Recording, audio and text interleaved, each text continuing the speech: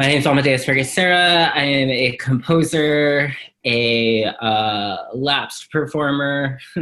I I have been finding that I'm in coronavirus been sort of dabbling in more video work, installation work, rescaling projects that were supposed to be for the concert hall for other purposes. But yeah, I'm based in the Bay Area. I'm also the artistic production director for two ensembles here, the Eco Ensemble in UC Berkeley and the San Francisco Contemporary Music Players.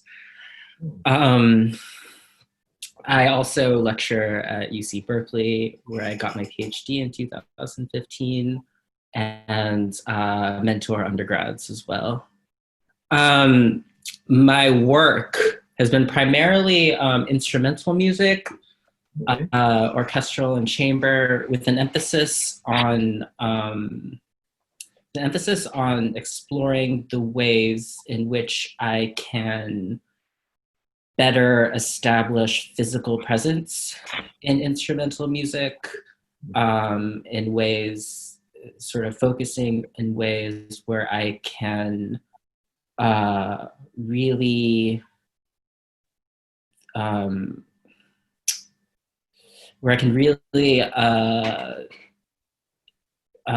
collaborate on the most physical level with my performers. That is, writing things specifically for them, not necessarily just musically, but specifically for them in their particular sort of how they view the world, how they live in the world, how they are in the world, them holistically as people and as individuals, and all of that, all of which that entails, emotional and physical lives.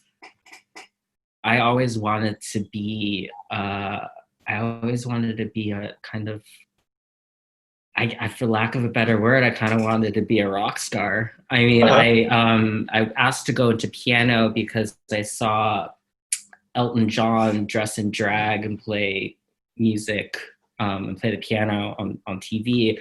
And the part about that it wasn't necessarily the music itself, was the sort of performativity of the whole thing. It was sort of like a queer Gesamtkunstwerk as a child. It was, and then later on, the idea that, an artist, a recording artist, popular artist like Lady Gaga or an FKA Twigs can think about the kind of visual presentation that can go with a musical one, really spoke to me. And also going back to the musical background, for as long as I was, playing the piano, I was also a drummer in punk bands. And that performance practice, more than anything, more than the sort of like perfectionist kind of practice that was expected of you when you play Mozart or Bach or Beethoven or stuff like that, the fact that there were no such thing as mistakes, that what was most important was not accuracy, but energy. And then most of all, just like hanging out with your friends before and after your set were the parts of music and musical community that I think are neglected and underrepresented in this particular performance practice. We always say that we're part of a new music community. But to me, new music community means who are the people who are in this particular kind of, I don't know, like genre or scene. Like who are the people that you work with, who you hang out with, who you have actual discussion and discourse with, who you learn things from, who you teach things to. Like these are the people in my community. And it's actually like specific people. It's not like, some amorphous community that, you name drop, And so these are the people I'm writing for. These are the specific people who I am simpatico to in terms of, what we like to listen to, what kind of things we like to play. Right. these are the people I write for, and it's not just, you know, and yeah.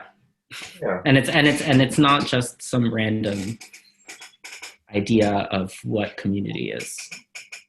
Yeah, I mean, when you're in a punk band, especially when you're starting out, you know, there's always like the black flag sense of, you know, you perform the same way you would for 2 people that you would for 50 people. You know, 50 people being a big crowd. And you know, that always spoke to me because you know, community, going back to this idea of community, a community can be 5 people, it can be 500 people. You know, you can't tell someone, or someone can't tell me what community means. And, you know, especially now when we're talking about, you know, what it means to have a career in composition or whatever, you know, a career to me means just, you know, the breadth of your work, what kind of work you're doing, what kind of work you're gonna do. You know, that's sort of to me what a career means. And you know, the idea that composers only at certain stages of their quote career can write for specific people, or can gain and can write interesting, provocative, important, whatever adjective work, and with certain people, or for certain occasions, or for certain commissions, like, you know, that never really spoke to me. Maybe it was because, like, you know, you don't get a commission, you don't get a prize, you know, earlier on when I was younger, that was more important to me. Now it's like, what music is the most honest, what music do I want to see out in the world? And I don't want another random instrumental piece of music for flute, clarinet, piano, percussion, violin, and cello out in the world. You don't? You know, I want, you know, especially if it's a piece of instrumental music, because then you get into these ideas of vocabulary, of you know, I feel like we as composers need to think more critically about what we produce, maybe a little bit more, maybe produce less. I don't know. Because there is some sort of importance placed on being prolific, on having certain, you know, for lack of a better word, you know, recognition or prize attached to something, or importance or whatever. But to me, it's always just like making work that I think is most honest to your experience, and to the experience of your collaborators. You know, as in my work, they're just as important as I am. I'm very happy with anonymity. You know, worker among workers, as they say. You know, you get into the idea of what a composer is sort of, for me, a composer is, you know, realizing a certain idea in sonorous form, essentially, I guess. You know, we forget often that there's an inherent theatricality in all that. And, you know, part of my project is to heighten that, is to underline that, to highlight that. But, you know, basically I'm a glorified think tank, you know, and, you know, I don't think my ideas are like the best ideas, but I think they're like really neat. And so I want to be with people who think my ideas are neat and who can add or contribute, or, you know, make it better. You know, I don't think I have the best idea out the gate. And some of the work of mine that people really look at as sort of being that exemplify, you know, what I do or what I stand for or whatever, are actually pieces that the performers contribute massive amounts to. You know, I mean, hierarchies I mean, that's a thing with this idea of composer and performer. You know, you've already set up a kind of power dynamic that I'm immensely uncomfortable with. Yeah. You know, I don't know, maybe it's the way I was raised or the way, you know, I like to socialize, but, and, you know, I do this in my teaching too. I feel I never stand up when I teach. Even if it, you know, undergrad class of like, you know, luckily in music, our classes aren't over, you know, 25 people, but, you know, I sit, you know, I try to have everyone look at everyone else, you know, democratize the whole situation. But yeah, so I think the way that, you know, composition has been framed, and this might be a Eurocentric kind of framework that I inherited from my mostly European education. But the way it's been framed to me is that, you know, I'm in charge. You know, I'm in charge, and, you know, if I don't have enough to say in rehearsal, then I'm failing at my job, you know. Oh, sure. You can't become a myth unless you're a god first. Right. And so, you know, I just, that, I mean, at the base of it, that's not fun. I think the creative practice is much more fruitful if they're, like, here's an example of more cooks in the kitchen might be a better situation for the end product, I guess. Right. Maybe that's your next big social or contribution to society would be to start that as a meme. Yeah, well, it's my contribution to society is certainly not metaphors. So, it's got to be something else. Metaphor is not my contribution. No. Yeah. So that's great. No, thanks for sharing that. So it really that sort of gets to the heart of the things that are important to you in your work. Yeah. Sure. Are there other things that are important to you in the work more specifically that you want to share? Yeah, I mean, look, okay, so I don't like going to boring concerts. I want to be impressed in some way, and not impressed like, oh, that's impressive, but like literally like something leaves an impression with me. I'm thinking about it after the concert. And, you know, that could be something, you know, to my taste, which is, you know, typically intense or gripping. Usually something, you know, physical, like a gesture that's, you know, physical, something theatrical, something where, you know, like vocal music, I think, is particularly gripping in that sense and impressive in that sense. Or it could be just really fine, like instrumental writing, just very, I don't know. I mean, I myself am not someone who's particularly facile at sort of traditional forms of composition. So when I'm at a concert and I find something particularly well written, as it were, you know, I'm usually impressed and somewhat jealous. I mean, basically, when I say I don't want to be bored, you know, I want there to be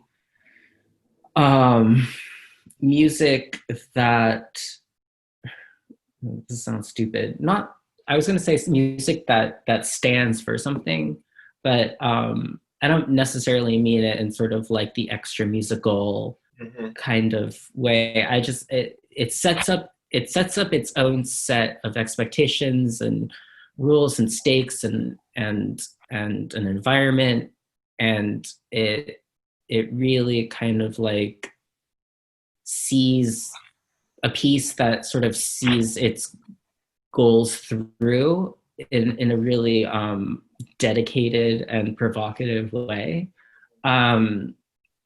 basically I don't want anything that's kind of middle of the road. And when I say I don't want anything, I know that the only thing I can control in this whole thing is the music that I write. As someone who has a hard time compartmentalizing what goes on in here, it all kind of just feeds into each other, into like the same kind of project. And you know, call me old fashioned, but I always felt that a creative life was an expressive one. You know, music is an act of kind of expression to what end? Maybe some sort of empathy or some sort of community building. I don't know. So, you know, I always thought that everything I do kind of is reflected in my artistic practice in some way. And I think that's important actually, because, you know, I need, in order for me to have a kind of output, I need a kind of input, right? Sort of different people consider it a reservoir. Some people like to think of it as a kind of like account or tank, or I don't know. I mean, but so for me, I like I like visual art. I like performance art. I like film. I'm getting more into video art. I mean, I was always a visual person. I'm really bad at music, you know, quote music as it were. I mean, I'm I'm not necessarily a pitch guy. When talking to students about pitch, I always kind of sidestep the issue with them, contending that it's something extremely personal. And, you know, when you have an idea about how to use sounds and frequencies and pitches, you know, I think that's you know, a lot of people think about music in terms of that. But so I was an athlete my entire life, and so there's been through lines of physicality in my music always, in that I always felt the inherent athleticism in music making, whether it's the endurance needed to finish a piece as a composer, or the actual in situ performance of a piece of music. Always has a degree of athleticism and physicality attached to it, like knowing the breathing, the technique, and the endurance. I think endurance is a big part of how I think about music making. Sure. That makes sense. Yeah. The exertion. Yeah. I mean, speaking of before and after, you know, I don't like to, you know, interact with my friends who are performers too soon before a performance. Usually you got to, as a performer, I know this, you have to get into a particular headspace to do the thing. And then afterwards you sort of like, you come to like, and, you know, I don't necessarily like, you know, I remember speaking with a friend of mine, a frequent collaborator of mine, after performance of an Anthony Braxton piece, you know, one of the Ghost Strands pieces, you know, and it was an hour and 15 minutes long of continuous, you know, physical exertion. But, so speaking of music that I'm completely riveted by, you know, all of those, you know, ghost trance music pieces that, you know, Anthony Braxton has written in recent years, are completely mind-blowing. I was a fellow in 2011. It was one of my first, you know, speaking of prestigious, you know, it's long-standing conference, is historic in its right. And as someone who was never really interested in a lot of that, was completely intimidated, felt out of my league, didn't know what to contribute, didn't know if I was worthy of contribution. And so part of me coming back into the space, you know, having been invited by yourself, and I'm grateful for that, is a kind of reclamation project on personally, to come into a space where I felt intimidation and fear, and to just sort of fill it with a kind of levity, and just, you know, lower the stakes a little bit. Because I mean, I don't know. I mean, these institutions are kind of scary. I don't know. I mean, they still. I mean, I don't know why they're scary or why I'm afraid or whatever. But you know, I think that I feel like I can take the air out of it a little bit. You know, make it, not that it's not a safe space or was a safe space, but you know, there's, I feel like I can bring a, you know, what's another word for like down to earth, groundedness? I don't know. I mean, composition has always been seen as a kind of sort of more or less kind of inflated kind of practice. There's an air of elitism around the term composer, and I just kind of want to bring a sense of I don't know, a sense of levity to the whole thing. I think these things are invaluable in the exposure to other ideas, to other people, and to other practitioners, particularly of your own generation. You know, that just goes back to sort of what I was talking about in the beginning. You know, some of my close friends in this community I've met in situations like this, and so to like facilitate those meetings and those relationships and friendships, like I think is maybe at the core of an institution like Composers Conference. And I think we can achieve those and facilitate that without, you know, the air of institutionality and history and blah, blah, blah. And plus, like, people work better without that stuff, I think. You know, it creates a layer of problems that just need not be part of the equation. Right. Yeah. Totally. Yeah, great. Well, thanks so much. I appreciate your taking the time and sharing with us, and looking forward to the summer. Thanks, Kurt. Sounds great.